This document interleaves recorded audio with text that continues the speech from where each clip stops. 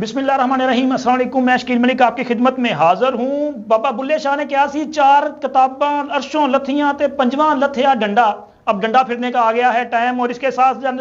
Establishment ने 2 टोक पैगाम जारी कर दिया है, ना सहूलतकारी ना रियाकारी, कुछ कबूल नहीं। और इसके साथ साथ बात करेंगे एक ऐसे बेटे की कि जो जनाब वो कहते हैं ना, पुत्र स्पेन में ते प्यो पेन में। और चौधरी परवेज इलाही के बारे में क्या फैसला किया गया है, ये अहम डिटेल्स जो हैं वो आपके साथ शेयर करेंगे। लेकिन उससे पहले ये दरखास्त के हमारे इस चैनल को सब्सक्राइब कर दें, लाइक कर दें और शेयर कर दें। तो जनाब सबसे पहले बात करेंगे पुत्र स्पेन में और प्यो पेन में। तो ये मामला चौधरी परवेज इलाही और मोनस इलाही साहब से मुतल्लिक है, जो कि इस वक्त मोनस इलाही साहब स्पेन में अय्याशियां कर रहे हैं। उनकी मुख्तलिफ तस्वीर, कभी वो किसी बीच पे बैठे हैं, कभी वो जनाब कहीं पे कॉफी पी रहे हैं, कभी सैर सपाटे फरमा रहे हैं, कभी मुलाकातें कर रहे हैं, तो कभी स्पेन में कभी लंदन में। तो वो उनके पास पैसा भी काफ़ी है, याशियां कर रहे हैं। उनकी वो तस्वीरें जो हैं वो ट्विटर के जरिए आ रही हैं, लेकिन दूसरी तरफ उनके बाप की ऐसी ऐसी वो क्या कहते हैं दर्दनाक तस्वीरें भी आ रही हैं। कभी उनको जनाब वो क्या कहते हैं एक बच्चे की तरह चंद अहलकार कहीं से उठाते हैं और एक गाड़ी में डालते हैं, फिर एक गाड़ी से दूसरी गाड़ी में शिफ्ट करते हैं, यहां से उनकी जमानत होती है, दूसरे मुकदमे में गिरफ्तार कर लिया जाता है। मजमूई तौर पर गुज़िश्ता 3 माह के दौरान कोई 1 दर्जन बार चौधरी परवेज इलाही साहब को गिरफ्तार किया गया है। और चौधरी परवेज इलाही साहब की मुश्किलात कम होने का नाम नहीं ले रही, जबकि उनके बेटे की अय्याशियां बढ़ती जा रही हैं। होना तो यह चाहिए था कि बेटा भी पाकिस्तान में आता और अपने बाप का साथ देता, क्योंकि चौधरी परवेज इलाही साहब अपने बेटे की मोहब्बत में यह सारा कुछ इस वक्त बर्दाश्त कर रहे हैं। हालांकि चौधरी साहब के बारे में कौन नहीं जानता कि इन्होंने कभी भी, वो कहते ना पंजाबी जी, तत्ते दे पैर नहीं रखते, तो इन्होंने जनाब कभी भी ना गर्म पे पांव रखा है और ना ही ताकत वालों को नाराज किया है, बल्कि उनकी हमेशा खुशनुदी हासिल करने के लिए ये हमातन गोश रहे हैं। और उनके वो क्या कहते हैं किसी भी हुक्म का पालन करने के लिए 24 घंटे जनाब तैयार, बल्कि वो कहते हैं चौकस। तो अब इन्होंने किया क्या है, ये सिर्फ अपने बेटे की मोहब्बत में, चूंकि चौधरी साहब की अपनी तो शायद सियासत अब खत्म होने को है, जितनी उनकी उम्र हो चुकी है, मेरा ख्याल है कि वो अगले 1-2 साल है उसके बाद रिटायरमेंट ले लेंगे। तो यानी कि मोनस इलाही साहब अपने बाप को बुढ़ापे में ज़लीलो ख्वार करवा के अपने लिए रास्ते तलाश करने की कोशिश कर रहे हैं। और उनको लगता यह है कि अगर ये मुश्किल वक्त हमने गुजार लिया तो तहरीक इंसाफ उनकी झोली में आ जाएगी और वो एक लंबे अरसे के लिए पाकिस्तान में एक बड़ी सियासी जमात की शायद क़यादत करने की पोजीशन में होंगे। लेकिन मोनस इलाही साहब, जिस तरह आपने अपने बाप के साथ वफा नहीं की, इसी तरह इमरान खान से भी वफा की उम्मीद रखना जो है वो बेसूद है। उस बंदे ने भी किसी के साथ वफा नहीं की। अगर यकीन नहीं आता तो एडमिरल जवेद इकबाल साहब जिंदा हैं, उनसे पूछ लें कि उन्होंने क्या कुछ किया इस बंदे के लिए और इसने उसके बदले में उनको क्या दिया। जस्टिस वजीहुद्दीन साहब मौजूद हैं, उनसे पूछ लें। और अगर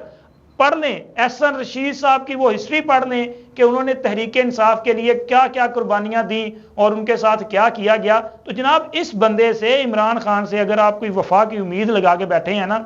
तो वो तो पूरी नहीं होनी। और वो भी इसी तरह होगा जिस तरह आपने अपने बाप को मुश्किल में तनहा छोड़ दिया और खुद अय्याशियां फरमा रहे हैं, तो वो भी आपको जब वक्त गुजरेगा वो छोड़ देगा। उसको इसकी जरूरत ही नहीं है, आप अकेले थोड़ी हैं। एक लंबी लाइन है इमरान खान की, वो जो कहता है ना मेरी 26 साल जद्दोजहद,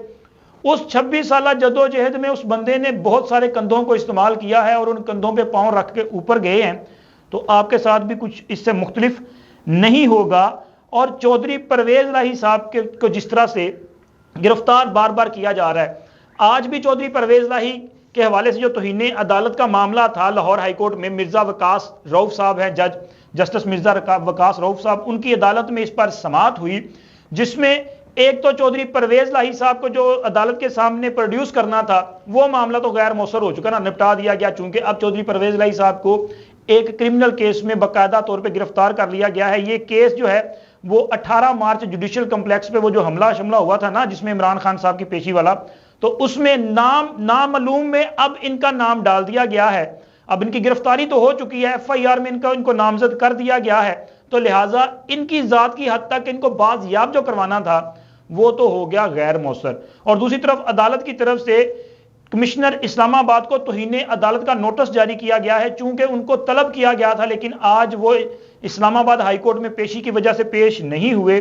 تاہم دیگر جو حکام یہاں پہ پیش ہوئے جن میں سپرنٹینڈنٹ اٹک جیل موجود تھے، اسی طرح دیگر حکام جو ہیں ایڈوکیٹ جنرل اسلام آباد وہ بھی موجود تھے، تو ان لوگوں کو نوٹس جاری کیے گئے ہیں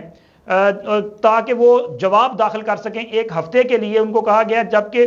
کمشنر اسلام آباد کو توہین عدالت کا نوٹس دیا گیا ہے۔ اب دیکھیں وہ کیا جواب دیتے ہیں، کیا جواب ان کا آتا ہے اور عدالت اس کو کیا تسلیم کرتی ہے یا نہیں کرتی، چونکہ اگلی سماعت جو ہے وہ 18 ستمبر تک ملتوی کر دی گئی ہے۔ اب عدالت نے پرویز لائی کی حد تک معاملہ نپٹا دیا ہے، لیکن توہین عدالت کا معاملہ جو ہے وہ آگے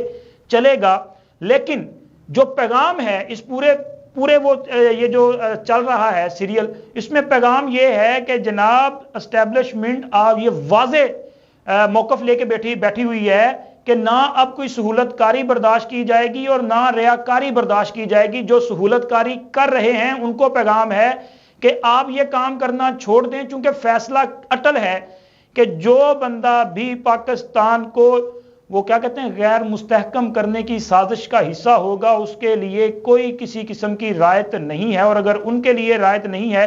تو پھر جو ریاکاری کرنے کی کوشش کر رہے ہیں، جیسے چودھری صاحب کا میں نے کہا نا آپ کو کہ چودھری صاحب تو تتے دے پیر رکھ دے ہی نہیں، لیکن ان کے لیے بھی کوئی معافی نہیں ہے، اور معافی بھی اس لیے چودھری صاحب کو نہیں مل رہی، وہ کہتے ہیں نا ساڈی بلی سانوں میں ہوں، مطلب چودھری صاحب اگر آپ جن کے لیے کام کرتے ہیں یا جن کے لیے ہمتن گوش لیتے ہیں، پھر ان کا تمام آرڈر جو ہیں وہ ماننے پڑتے ہیں۔ جب آرڈرز نہیں مانتے تو پھر جناب وہ کہتے ہیں نا کہ پھر آپ کی معافی بھی قبول نہیں ہو رہی۔ یہاں پر بھی 2 چیزیں ہیں، کچھ لوگ کہہ رہے ہیں کہ چودھری پرویز لائی صاحب پریس کانفرنس کرنے کو تیار نہیں، انہوں نے کل بھی غیر رسمی گفتگو کرتے ہوئے اسلام آباد میں یہ کہا تھا، ان سے پوچھا تھا چودھری صاحب پریس کانفرنس کر رہے ہو، انہوں نے کہا نہیں بالکل نہیں۔ تو چودھری صاحب آپ بلکہ پریس کانفرنس کرنے کی آپ کو اجازت ہی نہیں مل رہی، اور کیونکہ آپ کی معافی جو ہے وہ قبول نہیں ہو رہی اور فیصلہ ہو چکا ہے کہ جناب کوئی سہولت نہیں ملے گی اور کوئی ریاکار نہیں بچ پائے گا۔ اور جناب اب بات کریں گے 4 کتاباں عرشوں لتھیاں تے 5واں لتھیا ڈنڈا۔ اب اس سے پیغام یہ ہے کہ مرشد سب کچھ اب جو ہے وہ مطلب سمجھ جائیں کہ جس نے جو کھایا پیا لٹ مار مچائی وہ سارے کے سارے ہیں پکڑے جانے، اور ڈنڈا ہو گیا تیار، اور ڈنڈا پکڑنے کے بعد اب کسی کی خیر نہیں، بلکہ اب آپریشن پیسہ نکالو شروع کرنے کا ٹائم آ گیا ہے۔ آرمی چیف صاحب کی حالیہ جو ملاقاتیں ہوئی ہیں جس میں بزنس کمیونٹی کو انہوں نے بہت واضح پیغامات دیے ہیں،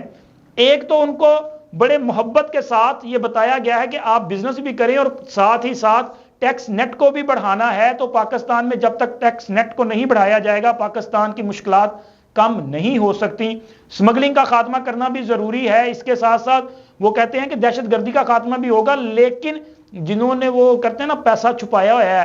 ان سب کے خلاف آپریشن بھی ہونے جا رہا ہے۔ لیکن یہاں پہ میں ایک بات کر دوں کہ سوشل میڈیا پہ یہ جو ہنگامہ برپا ہے نا، مطلب آپ یہ باتیں دیکھیں کہ پچھلے 3-4 روز سے مسلسل